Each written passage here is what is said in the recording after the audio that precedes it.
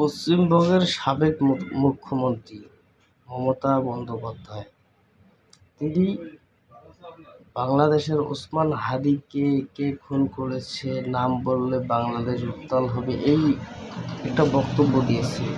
তার বক্তব্য জুড়ে কিন্তু একটি স্পষ্টভাবে বোঝা যাচ্ছে যে বাংলাদেশে শহীদ ওসমান হাদিকে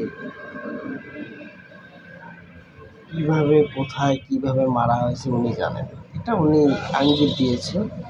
তবে আমি যেহেতু বাংলাদেশের একজন গর্বিত নাগরিক, সেই ক্ষেত্রে বিচার চাওয়াটা আমার নৈতিক অধিকার।